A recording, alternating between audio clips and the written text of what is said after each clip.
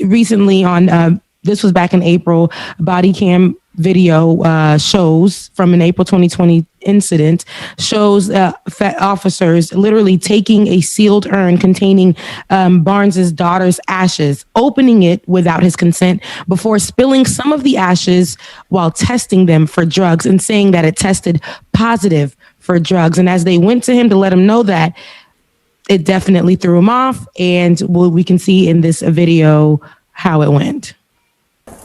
You got too much weed anyways, and it's got to be like in different packaging. It's got to be like child resistant, odor proof.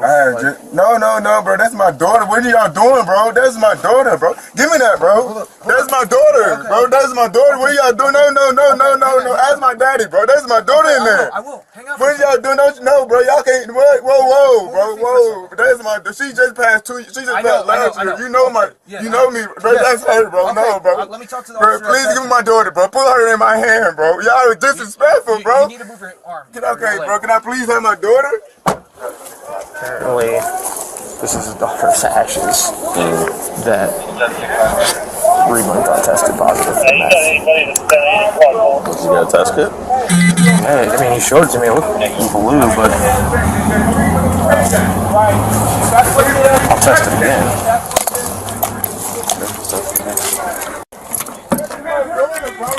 Bro, give me my daughter, bro. That's something very important to me, bro. Give me my daughter, bro. Please, bro. Please, bro. Give me my daughter, please, bro.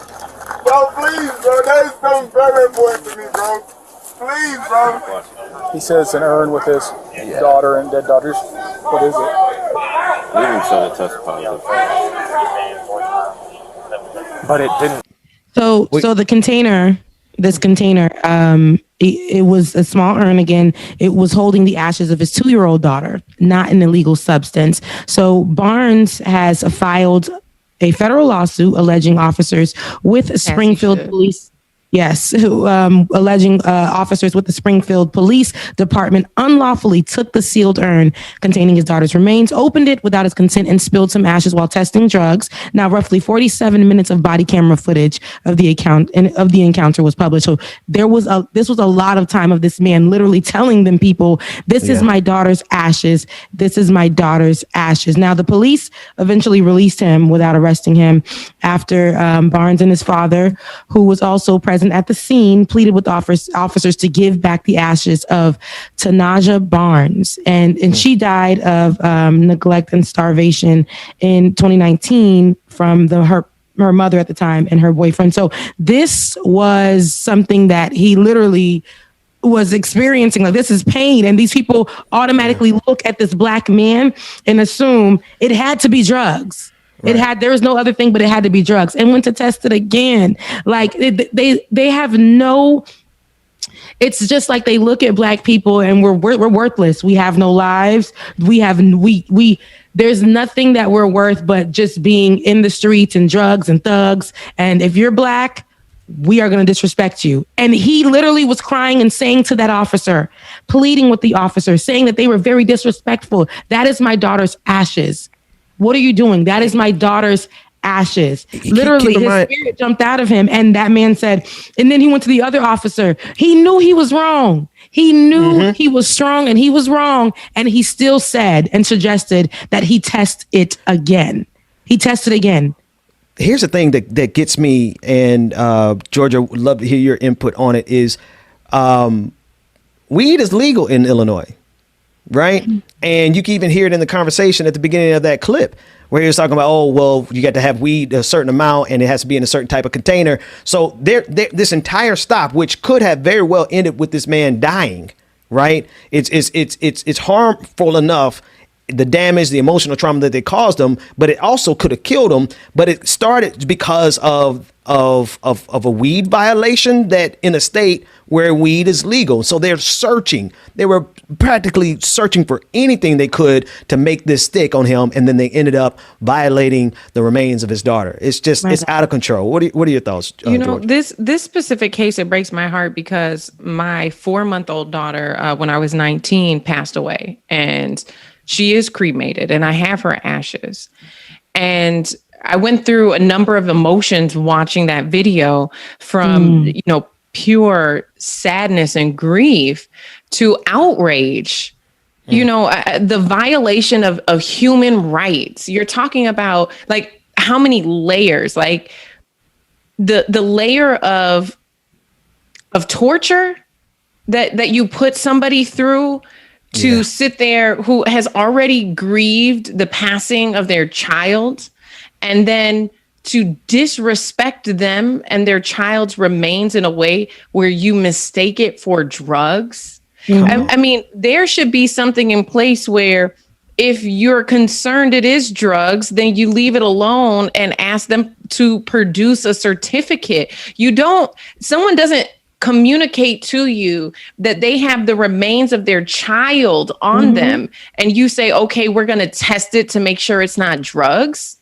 Why would you even open it? Why would you even break the seal? Why wouldn't your recourse be, okay, well, let's, produce some certification that it actually is, as opposed to testing the ashes as though they're drugs. And when you say that this definitely could have escalated to be a police killing, the small nuances that happened before the police shooting, could anybody be mad at this father if he responded in outrage, if he responded in pure anger and started responding violently? I mean, no. I personally, I would have, if you found the ashes to my daughter and you decided that you were going to open it up, something that I had been waiting until she would have been 18 to do so that I could go and have a ceremony and release her when she would have been 18, and you're going to take that away from me. And then you're accusing me of, on so many levels. To me, this is pure torture. I feel like it is something that you would see happening in war, and oftentimes when we're looking at the responses to these police killings, oftentimes these sites do look like war, and it feels like we're in the midst of a civil war. And I don't know exactly what it's going to take. I don't even know if putting legislation in place is going to prevent that type of heartlessness from happening. I agree. And first of all, Georgia, thank you for sharing that. I know that was really hard.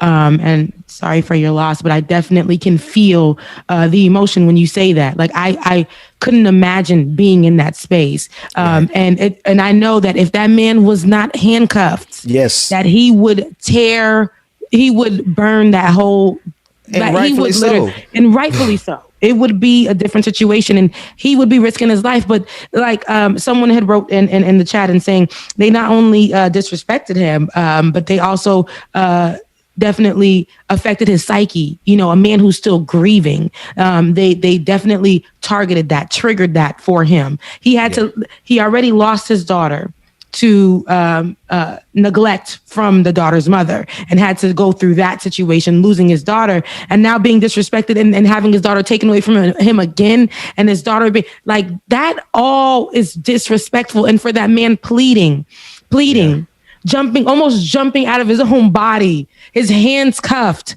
trying to grab for that urn, and they're just like pulling it away from him. And then going to test it again, the disrespect. But that's how they look at us. They don't see us as people. They don't see us with the emotion. They don't treat us. And like you said, we're second and third. To some, we're not even human. We're not even human. We have no emotion. So they can treat us that way. And there was no way that this man could be feeling this way. This thug could actually have some type of emotion for a child. He's lying, and it has to be drugs. And that's all that I see. These police officers, and I always say this, most of these cases, not all police officers, but we know that the history of police officers and how they move and how they walk is always, and how they work, is always literally backed by their white supremacist history of authority when it comes to police officers. And when it's white police officers, we only see we only see how they act, when we see the films and the cameras and our own encounters with them. And we know that they don't treat Black people with respect, woman or man. You're literally just another body to them that they can do anything with, and they can, nothing that you say will be the truth.